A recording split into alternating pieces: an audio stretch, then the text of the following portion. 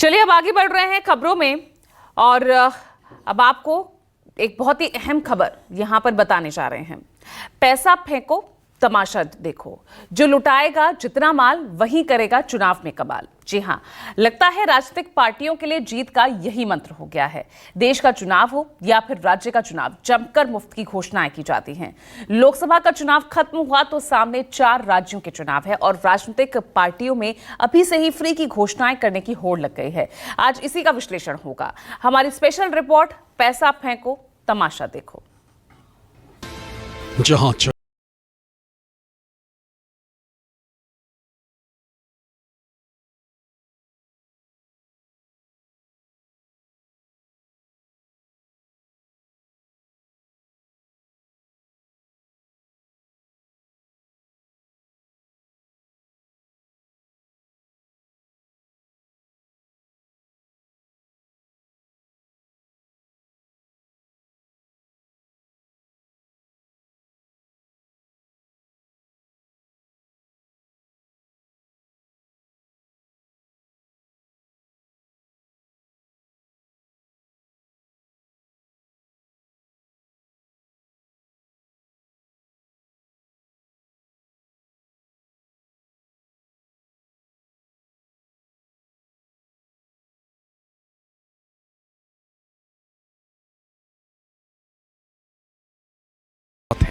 भात मांगो पुलाव आवत है।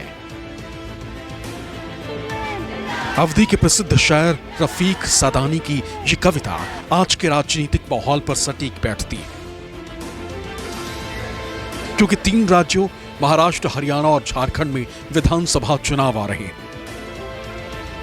इससे पहले यहां की सरकारें घोषणाओं पर घोषणा कर रही। आधी आबादी यानी महिलाओं को लुभाने की विशेष कोशिश हो रही। राजनीतिक दल द्वारा चुनाव जीतने के लिए हर मुमकिन कोशिश की जाती है।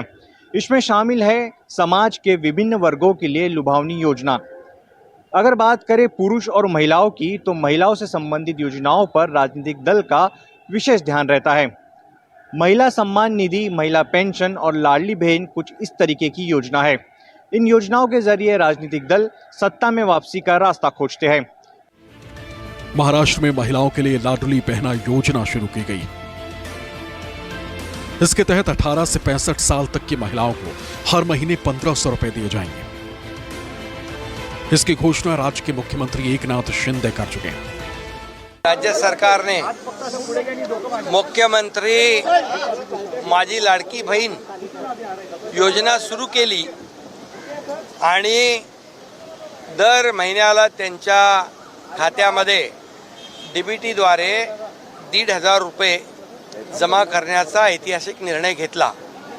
त्याचबरोबर आमच्या बहिणींना जेवण करायची चिंता असते, गॅस संपतो कधी आणि गॅसच्या किमतीच्या बाबत चिंता असते, म्हणून वर्षाला सरकारच्या वतीने 3 गॅस सिलेंडर मोफत देण्याचाही निर्णय घेतला। हमारी बहनों को हमने सौगात दी है। 1500 रुपया हम लोग उनको प्रति महीना देने वाले हैं। हमारी महिलाओं के लिए 3 गैस सिलेंडर हम मुफ्त में देने वाले हैं। इससे पहले हमने उनके लिए जो हमारा स्टेट ट्रांसपोर्ट है उसमें 50% का कंसेशन दिया है। झारखंड में मैया सम्मान योजना शुरू की गई। योजना के तहत राज्य की 18 साल से ऊपर की महिलाओं को हर महीने 1000 रुपए दिए जाएंगे। इसके हिसाब से साल भर में महिलाओं को 12,000 की सरकारी मदद मिलेगी। राज्य में इसके लिए फॉर्म भरवाए जा रहे हैं। हरियाणा में महिलाओं के लिए बड़ी घोषणा करने की तैयारी में राज्य सरकार है। माना जा रहा है कि हरियाली तीज के दिन ये घोषणा हो सकती है। इसमें महिलाओं के लिए सम्मान निधि जैसी घोषणा का ऐलान हो सकता है। इसके लिए सरकार बड़ी तैयारी कर रही है। 7 अगस्त को तीज महोत्सव में 25,000 महिलाओं को बुलाया गया है। मुख्य अतिथि के रूप में सीएम नायब सिंह सैनी मौजूद रहेंगे। महाराष्ट्र में महिलाओं के लिए जो घोषणा की गई उसको लेकर पूर्व सीएम उद्धव ठाकरे ने प्रतिक्रिया दी। उन्होंने कहा कि यह घूस देने जैसी स्थिति, इससे महिलाओं पर कोई प्रभाव नहीं पड़ेगा। आणि कमी पडतंय म्हणून आता लाडकी बहीण असेल, आणखीन काही असेल, म्हणजे तुम्ही लाच घेऊन मतं विकत घ्यायला बघताय. महाराष्ट्र हा स्वाभिमानाने जगणार आहे, भिकेवरती जगणारा महाराष्ट्र नाहीये. महाराष्ट्राला पाहिजे ते हक्काचं पाहिजे. आज सुद्धा त्या माऊलीला आपण मदत केली. शेतकरी काय मागतात ते द्या, त्या माऊलीला 1500 रुपये द्या, तिचा मुलगा येतोय परत. ज्या घरामध्ये शेतकऱ्याने आत्महत्या केल्या, अनेक घरामध्ये बेकार तरुण आहेत. तरुण गेल्या 10 वर्षापूर्वी काय त्यांचं वय होतं, आज त्यांचं काय वय आहे, आणि त्या घरामध्ये तुम्ही त्याच्या बहिणीला, त्याच्या आईला 1500 रुपये देऊन काय सांगणार आहात? 1500 रुपयामध्ये घर चालवणार आहात? राजनीतिक दल ऐसे ही महिलाओं के लिए सम्मान निधि या पेंशन जैसी योजनाओं की घोषणा नहीं कर रहे. चुनाव जीतने के लिए पहले से राजनीतिक दल ऐसा करते आए, चाहे उत्तर के राज्य हों या दक्षिण के. सब जगह महिलाओं को लुभाने के लिए घोषणाएं की जाती रहीं. हम हाल में कुछ राज्यों के चुनाव नतीजे और उसको प्रभावित करने वाली योजनाओं को देख लेते हैं. सबसे पहले बात मध्य प्रदेश की करते हैं, जहां की लाडली बहना योजना की खूब चर्चा हुई. देश ही नहीं, दुनिया में शिवराज सिंह चौहान की लाडली बहना योजना प्रसिद्ध हुई. 2023 के चुनाव में महिलाओं को केंद्रित करके मध्य प्रदेश में चुनाव लड़ा गया. नतीजा, बीजेपी फिर सत्ता में आ गई. हमारी सरकार बनी तो सरकार बनने के समय उसके पहले से हमारे विरोधियों ने कहना चालू कर दिया था, ये योजना बंद हो जाएगी, लाडली लक्ष्मी योजना बंद हो जाएगी, बंद हो जाएगी. हमने कहा कोई योजना बंद नहीं होगी, आप बोलने वालों की पार्टी बंद हो जाएगी, हमारी ये भाषा और भाव बंद नहीं होंगे. 8 महीने से छोटे समय में 11,000 करोड़ से ज्यादा धनराशि बहनों के खाते में डाली गई है. छत्तीसगढ़ में विधानसभा चुनाव भी मध्य प्रदेश के साथ हुए. बीजेपी ने यहां महतारी वंदन योजना की घोषणा की. महिलाओं को हर महीने 1000 देने का वादा किया. नतीजा, बीजेपी ने कांग्रेस के हाथों से सत्ता छीन ली. महतारी बंधन योजना हमार विवाहित माता बहनी मला मिलत है कि नहीं? हर महीना मिलत है ना 1000 रुपया. कल कौन तारीख है? कल कौन तारीख हो ही? 1 तारीख हो ही. तो कल फिर अपन अकाउंट चेक कर लिया ना. हर महीना अपन के खाता में महतारी बंधन योजना के पैसा ही 70 लाख से ज्यादा माता बहनी मन के खाता में हमन महतारी बंधन योजना के पैसा भेजत हन. सब महिला मन चुप है, कावरी घर में झगड़ा माते अलग. तोर चक्कर में 1000 के चक्कर में भूपेश की सरकार बन रही थी तो हमार कर्जा माफी हो रही थी. और कर्जा माफी नहीं भई, माई लोग इनका ही बोल नहीं सका थे. लेकिन का सबो महिला मन ला मिला थे, सास ला मिला थे तो बहुल नहीं मिला थे, बहुल मिला थे तो देरानी मिला थे, जेठानी नहीं मिला थे. तेलंगाना विधानसभा चुनाव में महिला कार्ड चला. कांग्रेस ने यहां महिलाओं को हर महीने 2500 रुपए देने का वादा किया.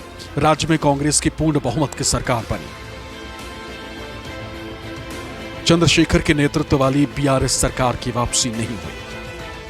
मां लक्ष्मी योजना मेरी बहनों के लिए 2500 रुपए हर महीने इनके अकाउंट में जाएंगे. 500 रुपए का सिलेंडर मिलेगा और पूरे प्रदेश में घूमने के लिए बस में फ्री पास मिलेगा.